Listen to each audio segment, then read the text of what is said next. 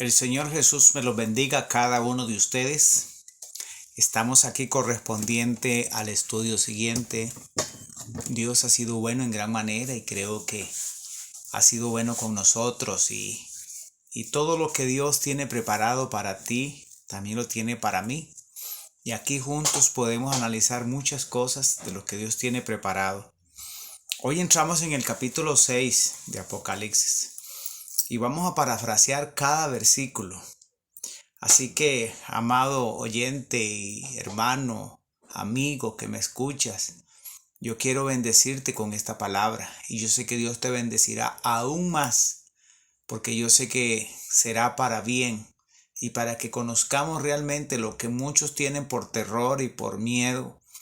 Dios te va a aclarar que las cosas no son así, que ya muchas cosas han pasado y solo quedan algunas por venir. Pero hoy entramos en este capítulo para dar la apertura de los sellos. El capítulo anterior fue el capítulo 5, a donde se abrieron los sellos. Pero en el capítulo 6, entonces se van a abrir y se van a experimentar cada uno de ellos, empezando desde el primer sello que simboliza. Y entramos en materia. Capítulo 6:1 dice, para la gloria de nuestro Señor Jesucristo. Y vi cuando el Cordero abrió uno de los sellos, y oí a uno de los 4 seres vivientes, como con voz de trueno diciendo, ven y mira. Una orden tronante, algo maravilloso que sucede con voz de trueno, diciendo, ven y mira. Cuando se da la apertura al primer sello, algunos manuscritos dicen que con voz de trueno.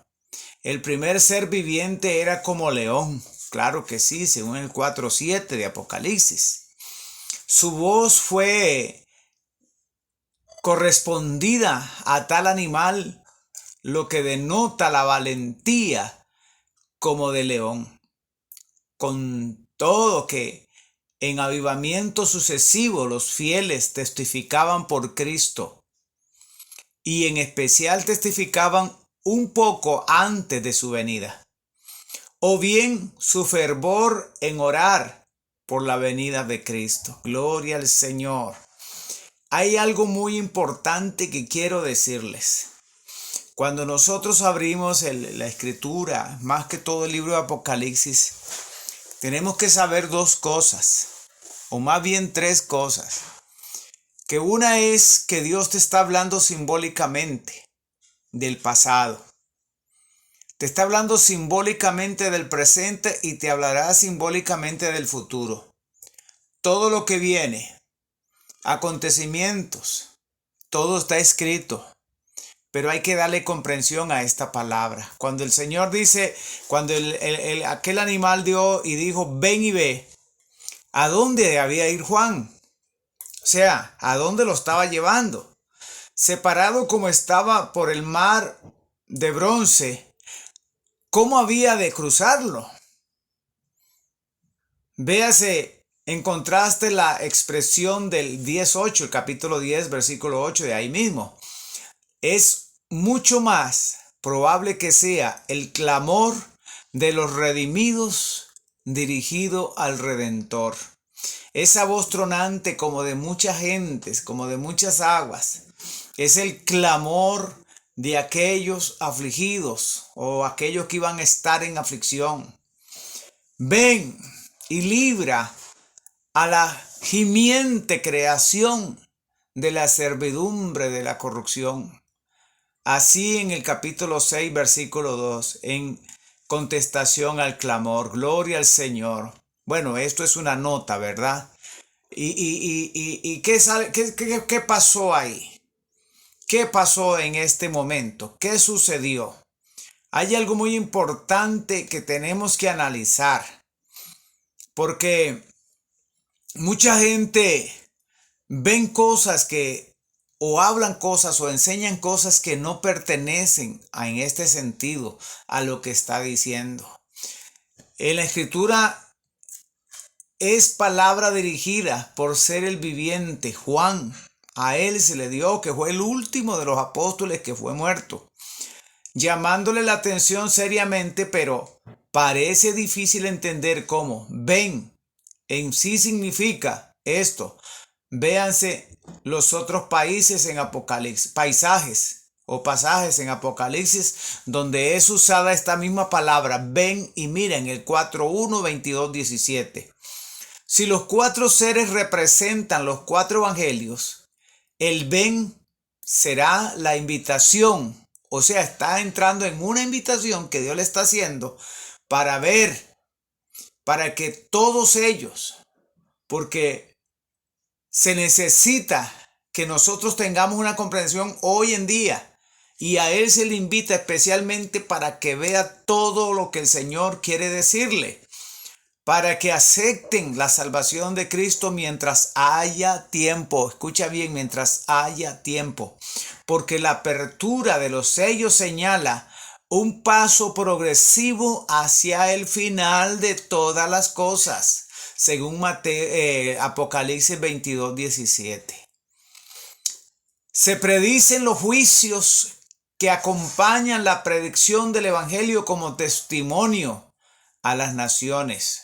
Según el capítulo 14, 6, capítulo 14, versos 6 al 11. Y lo que dice también Mateo 24, 6 en adelante, o del 1 en adelante, conforme a la palabra que Jesús les habló a los discípulos. De modo que la invitación, ven aquí, es prominente, paralela a Mateo 24, 14. Porque dice, y será predicado este evangelio del reino en todo el mundo, para testimonio de todas las naciones, entonces vendrá el fin. La apertura de los primeros 4 sellos, enseguida por los juicios preparatorios para su venida. A la apertura del 5.º sello, los mártires que están arriba expresan lo mismo, según lo que dice Mateo 6, 9 al 10.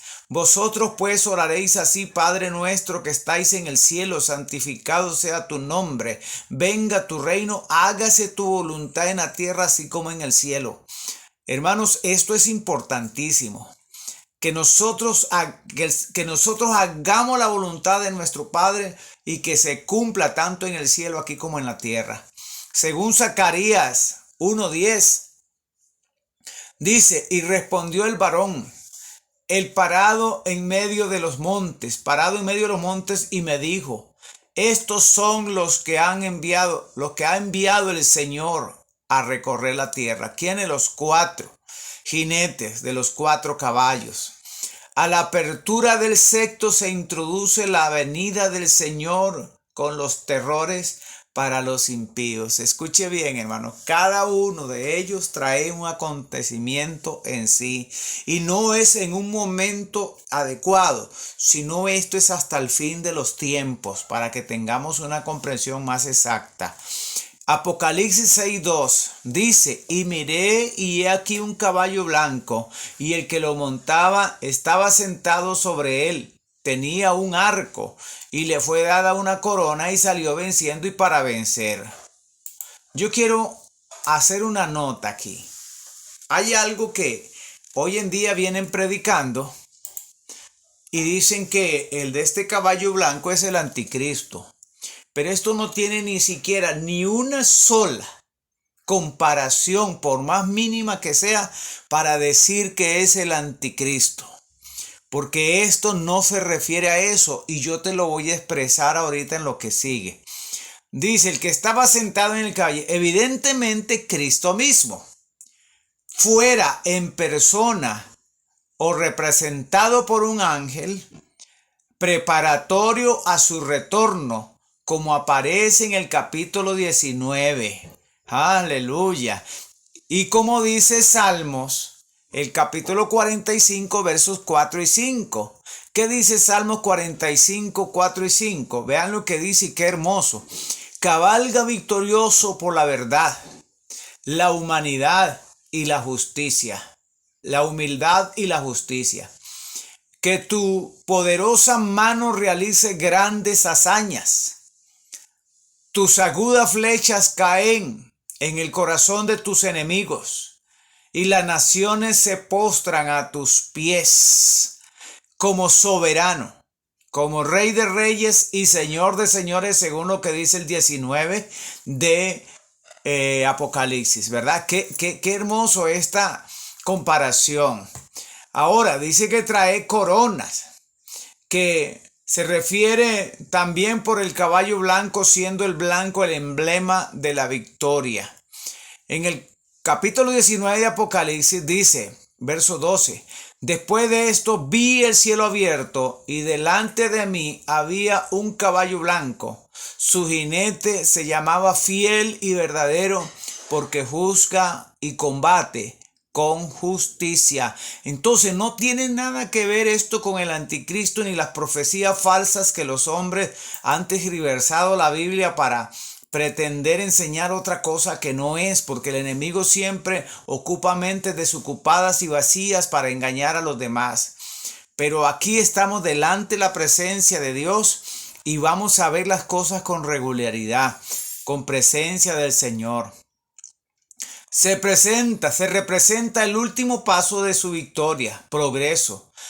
De consiguiente, aleluya, allí llevan muchas diademas, no meramente guirnaldas, y es acompañado personalmente por las huestes del cielo en el capítulo 19 que estamos hablando, ¿verdad?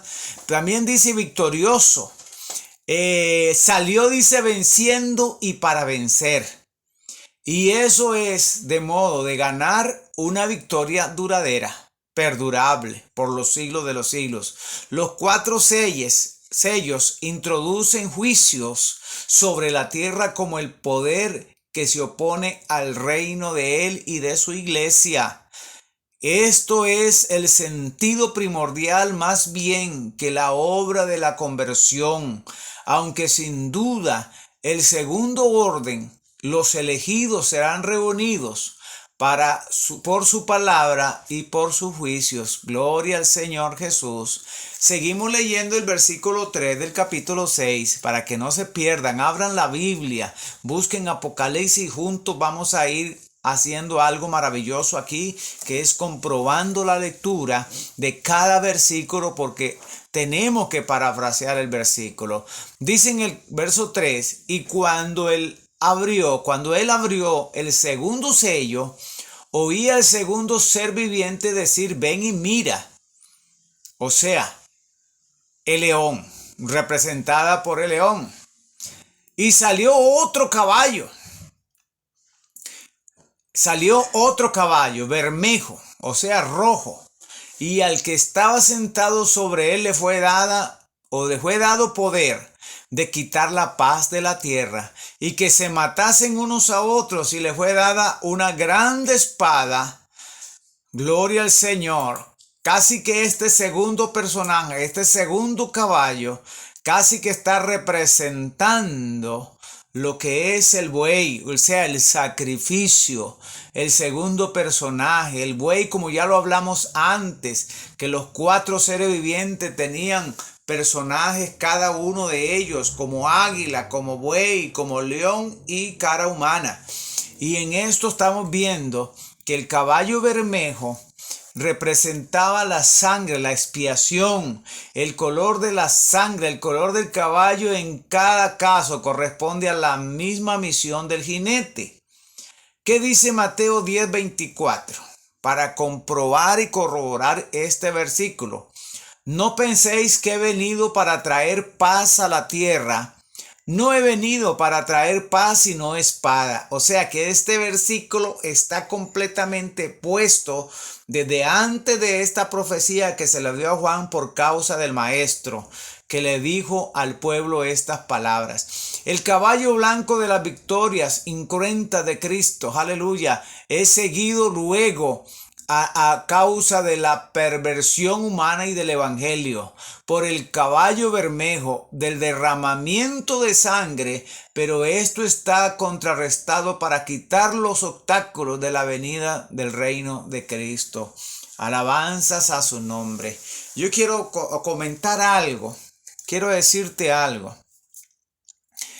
Desde que Jesús partió las persecuciones se hicieron visibles.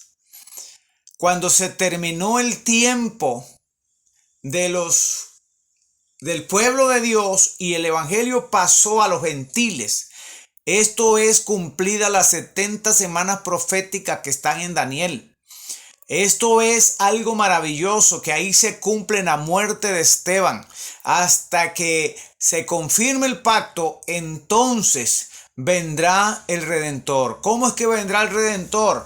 A proferir la palabra, a predicar el evangelio a toda criatura, porque los apóstoles no se habían movido de Jerusalén, no habían estado en otro lugar hasta la muerte de Esteban, según en el capítulo 7 y 8 que habla la escritura en el libro de los Hechos. Entonces, ¿qué pasó ahí? Dice que la iglesia fue perseguida y fue esparcida, y todos salieron por todos lados a predicar el evangelio en Samaria, y por todos lugares a donde iban predicaban el evangelio. O sea que ahí se cumplió el destino a los gentiles. Pero después de esto aparecen las persecuciones. Ustedes saben que Pablo asolaba la iglesia, Pablo destruía la iglesia, y tras de eso venían más persecuciones. O sea, siempre hubo sangre derramada por causa del evangelio, representando al buey, el sacrificio. Y es el emblema del segundo ser viviente, que al abrirse el segundo sello se dice: ven los santos en medio de los juicios que vienen sobre la tierra, perseverarán hasta el fin. Aleluya. El caballo rojo representa el derramamiento de sangre. La palabra caballo implica un contexto de batalla, de lucha. En este contexto representa persecución. El segundo sello desarrolla sucesos históricos de los siglos segundo y de los siglos tercero, cuando la iglesia pasó por terribles persecuciones de parte de los emperadores romanos. O sea que después de la muerte de Juan vinieron muchas persecuciones, ya no por el mismo pueblo, sino por los romanos, para ellos establecer un estandarte y un dominio para que todo mundo se le sujetara a ellos, o toda la gente, matando y destruyendo para someter a todos. Y muchos prefirieron la muerte. En el 107, Trajano, aleluya, persiguió a los cristianos. En el 165, Marco Aurelio persiguió al pueblo de Dios, aleluya.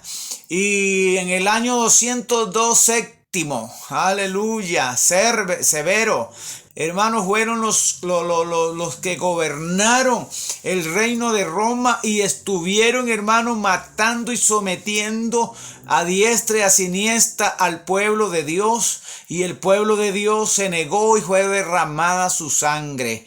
Año 235, Maximiniano.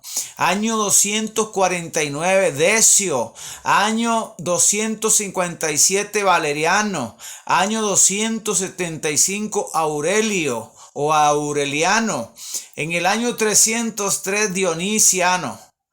En el año 303 al 313, persecución por 10 años realizadas por el Galerio y Diocleciano. Vean ustedes, hermanos, estos son todos estos 313 años hasta que vino Constantinopla y él cesó el sacrificio en ese tiempo, siendo emperador romano, pero él cesó la matanza. Después volvieron la matanza de nuevo por causa del sometimiento del pueblo de Dios. Aleluya. Quiero hacerles un comentario. Tal vez usted no ha visto historia. Y para conocer todos estos eventos tenemos que conocer la historia. Y el que no conoce la historia está obligado a repetirla. Por eso es necesario conocerla, introducirnos en ella, vivir delante de ella para hacer notorio lo que Dios tiene preparado para cada uno de nosotros. Cuando usted se mete a escudriñar historia, usted se va a dar cuenta de todo lo que sucedió. Muchos están esperando una catástrofe, muchos están esperando una tercera guerra mundial, muchos están esperando una persecución cristiana, otros están esperando un anticristo, pero más que los anticristos que hubieron antes, no se puede comentar ahora.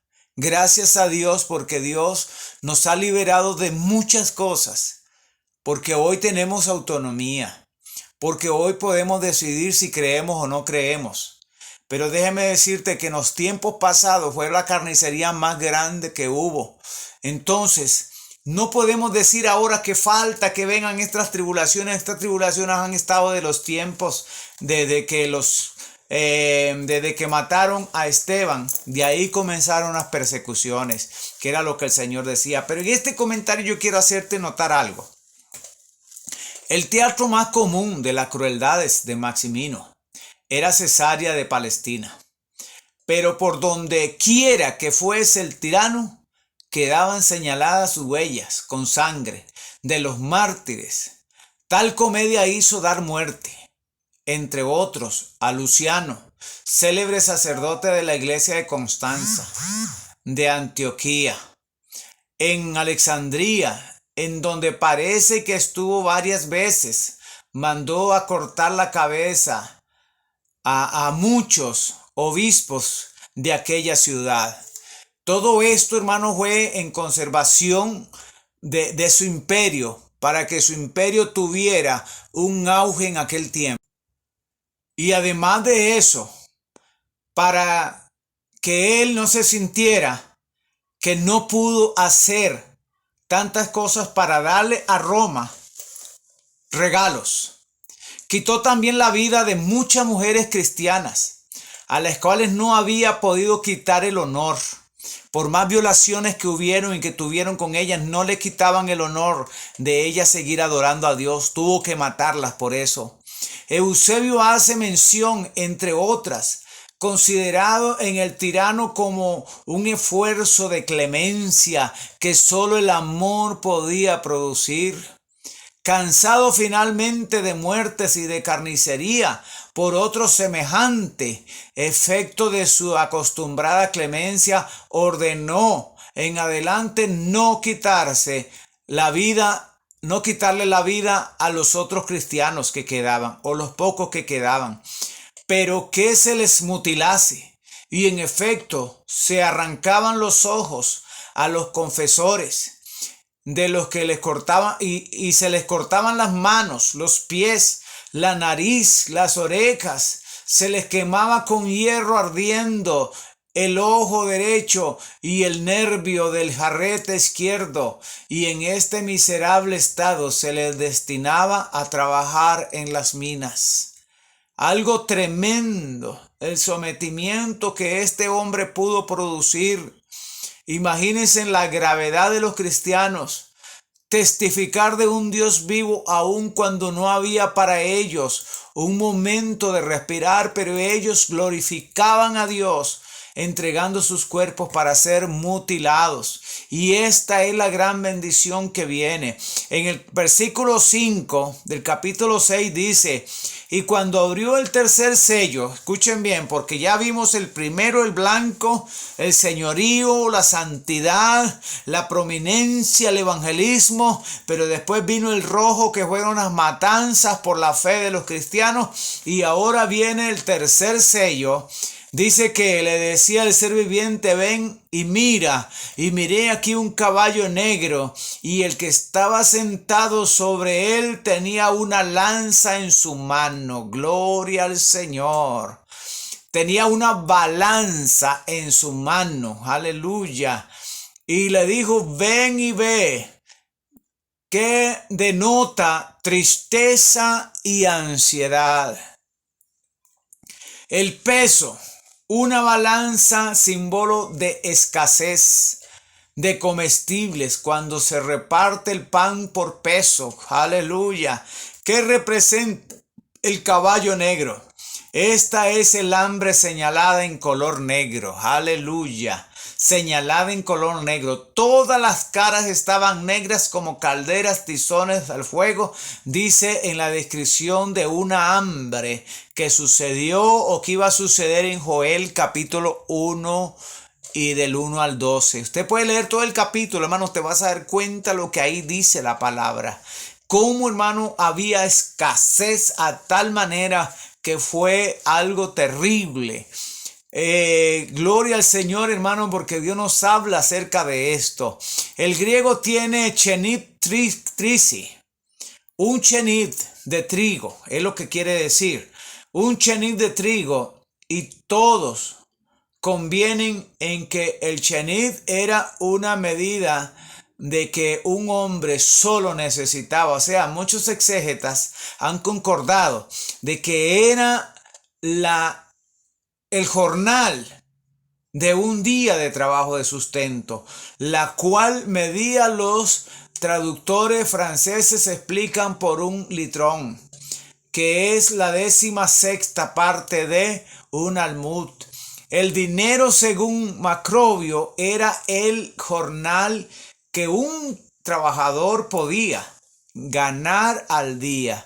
Y un jornalero que no gana sino pan para él es desgraciado, principalmente, o es una desgracia, principalmente si tiene mujer e hijos a quienes sustentar. El pan pues dado por medida, y a la medida pequeña, y comprado caro son las características del hambre. Usted sabe que cuando el hambre está en un país y no hay comida, la plata no vale nada. Esto pasó allá en Venezuela hace poco tiempo y no sé si todavía lo estará. Pero quiero decirte que los billetes los botan porque no pueden comprar comida con esos billetes. Y para comprar 1 kilo de arroz, 1 kilo de azúcar, tienen que llenar una bolsa con billetes para que valga algo. Porque la plata no vale nada, la comida vale más que cualquier tesoro. Según Constantino, en el año 313 promulgaba el edicto de Milán, que despenalizó la práctica del cristianismo y se devolvieron las propiedades de las iglesias. O sea que Constantino vino para quitar esa persecución y devolverle los títulos a cada uno conforme a lo que ya Dios tenía planeado en algunas áreas.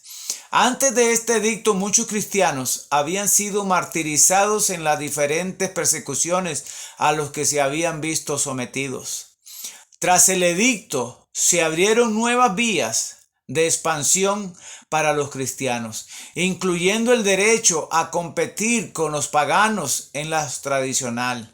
Después del concilio de Nicea en el año 325. Hermano, esto es algo muy hermoso. Yo sé que tú, hermano, pues si le pones un poquito de empeño, vas a conocer muchas historias más. Aquí voy a dejar este comentario porque sigue la segunda parte para que tú sigas buscando y tratando, hermano, de que Dios te dé más sabiduría para comprender más este tema. Que Dios te bendiga y continuamos en breve.